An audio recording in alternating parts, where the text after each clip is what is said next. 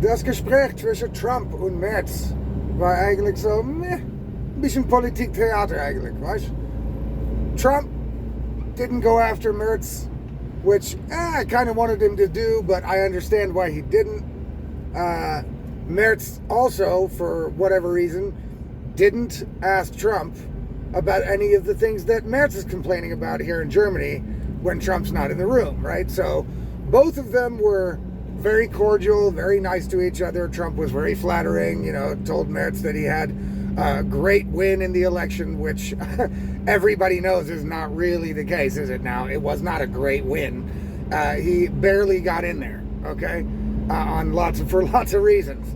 Okay, so Trump is a very flattering guy. He's very nice. He wants to make people feel comfortable and good, and that's a good way to start with people when you want to make deals with people. So Trump clearly wants to work with Germany, and otherwise he would have embarrassed Merz in public, right? He didn't do that, which tells me that Trump wants to work with Germany in whatever capacity. You know what I'm saying? What they're actually going to do, and the real heavy-hitting talk, that was obviously done behind closed doors. I'm sure Merz is going to hear from J.D. Vance and Donald Trump about, trying to block the AfD, the problem with the freedom of speech and opinion in this country, people getting fined for posts on Facebook and on X, social media. So I'm pretty sure that Merz is also going to tell Trump the things that he's not so pleased with, right? Behind closed doors. They didn't do that in public at all, which is actually kind of the way it goes in politics normally. What Trump did to Zelensky, for example, that's not a regular thing in politics, right?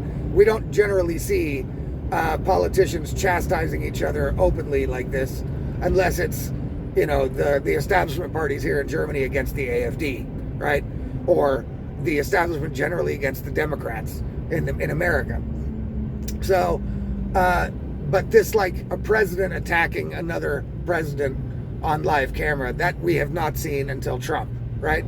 And so I wasn't expecting much, right?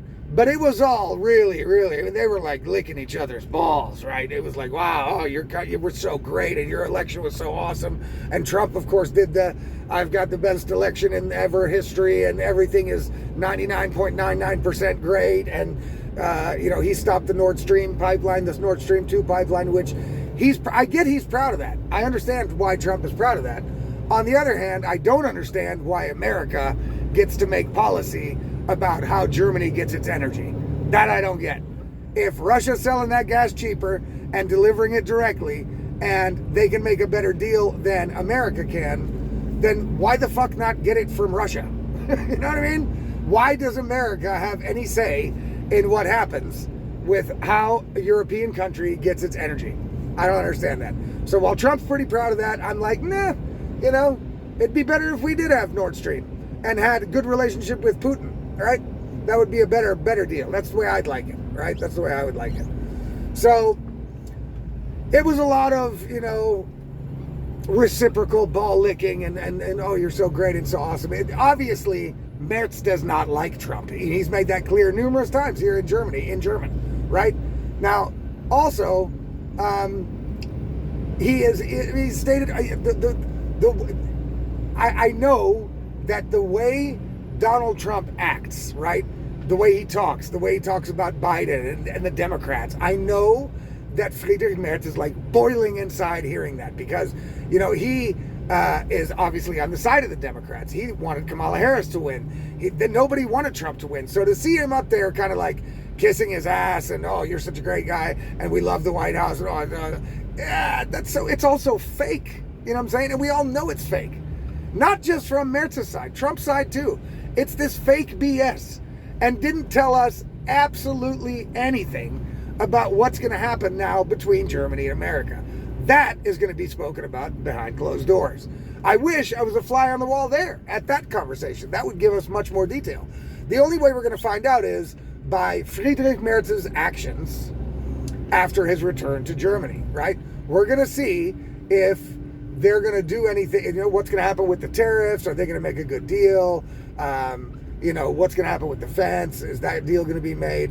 We're going to see if the relationship between Merz and Trump is going to hold or not. We're going to see if there's going to be a good relationship between the U.S. and Germany, which there really should be, because right now Germany really needs them. You know what I mean? Germany is in no position to call itself an equal partner in any way at all, right? So let's remember that right now.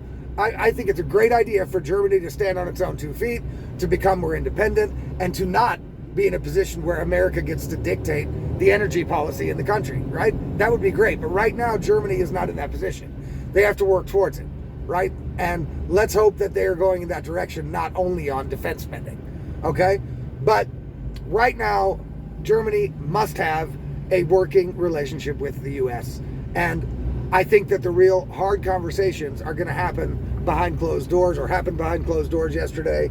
I was a little disappointed to see no drama. You know what I mean? It would have been nice to see Merz get his pants pulled down a little bit. Like, yo, what the hell are you guys doing with the freedom of speech thing and everything? Because those are the things that concern us as regular citizens. You know, what do you guys do with your energy policy? See, what Trump did, what was good, what I liked, is he talked a lot about how America is beefing up its energy production, stopping with the green bullshit nonsense. And of course, Merz also hates that, right? So he had to sit there and hear that shit. But he also has to say to himself, yeah, okay, but it is working, right? He can hate it all he wants, but Trump is right there. Trump is right. The Green New Deal, all these green energy policies, total waste of money and time. It's ridiculous. Again, it hangs on one very simple thing. Once we get the ability to battery store the energy made by renewable energies, then we're in a position to say, okay, maybe we can go 90% renewable then, right? Right now, the technology is not there to do those things. So it makes no sense to implement a half-working technology that just costs a lot of money to build, put in upkeep, when it's not working the way it's intended to work at the moment as it is, right? It's a big fucking waste of money and time. And so Trump hammering on the fact that, you know, the reason why gas prices and everything, and the prices have now come down in America, and the inflation is getting more under control, is because the energy cost has been reduced. Germany knows this, right? They know this because they know that Germany has always been an energy-intensive country, right? Very energy-intensive. So Germany knows what the strategy is towards profit and success. They're just, the politicians that are in power today are just unwilling to make the steps or take the steps that's going to bring them there. So it was nice to see Merz have to listen to Trump talk about how all the prices have come down, because of course all of the people in Germany also notice that, hey, the prices came down. It's because of energy costs going down. And that's what we need here. Merz, right? We need you to follow Trump's advice on this and stop with the climate change hysteria nonsense bullshit. That is necessary for Germany to get back on the world stage with industry and production and manufacturing. It just is. So that was a good thing. I like that. But you could tell that during this conversation, both people were basically being extra nice for the cameras and to give the impression, yo, everything's cool, guys, don't worry. They want to give the impression to Germany, like, look, hey, they're getting along. They're like best friends over there. I mean, Trump even said, right? Trump even said the only friend he has is Friedrich Merz. I mean, isn't that amazing? That's why you can't take Trump literally. You have to take him seriously, but not literally, because he talks a lot of shit. That's a shit-talking motherfucker. Trump is a troll, right? Trump is like a Twitter troll. You know what I'm saying? Like a comedian Twitter troll that's now president. It's fucking hilarious. I love it. So, unfortunately, we didn't get much information out of this. We did get to, what we can take from it is that the parties are willing to work together, right? Even Trump is willing to work with Merz 100%. Otherwise, he would have torn him apart. He would have let J.D. Vance off the leash, because I'm sure J.D. Vance was itching to fucking put Merz on the spot with the freedom of speech thing, right? I'm sure that Trump told him, yo, let's kid gloves on him for now, okay? Let's treat him like the king, all right? Kid gloves, no low blows, no punches. Let's just get this first meeting smoothly because we do want to make a deal with them. The best way to fuck a deal up is to get on stage with the person you're trying to make a deal with and then embarrass them or talk shit to them, like Zelensky did to Trump, right? That's why Zelensky got his pants pulled down. Now, Merz didn't do that, and Trump didn't do it to Merz, so there was no animosity. But you could tell the whole thing was fake, right? You could tell it was all fake. The one good thing about this is, motherfucker, we have a chancellor that can speak English. That is great. Friedrich Merz speaks goddamn good English, okay? Gotta give him that. His English is pretty okay.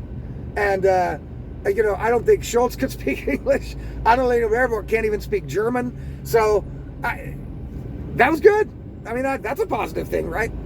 No, all jokes aside, I think that we're going to find out what they really talked about when we look at how Friedrich Merz acts towards America, towards Trump, what policies he implements, what he's going to do. I think there's where we're going to have the answers.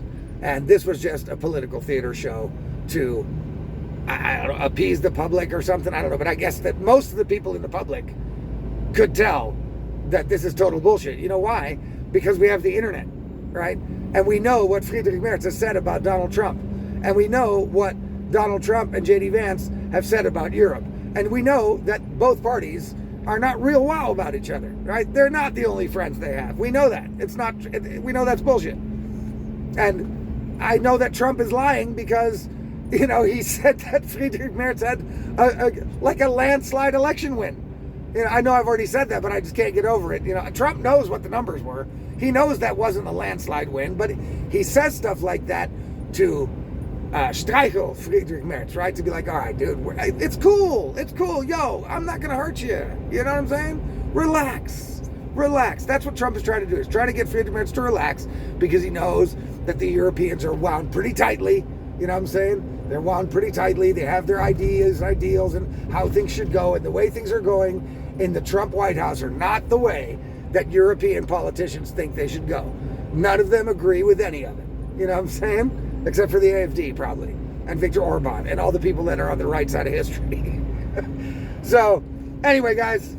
It was, I watched the whole 40 minutes. At first, I heard about it from news. And I thought, okay, let me watch the whole thing. And I did. And I waited for something that I could give you guys that would be like, wow, okay, but they said this, or, Trump said this. And nothing really wow happened. So we'll see. Now, it's Friday afternoon, the 6th of June. It's weekend. See you guys next week. Peace out.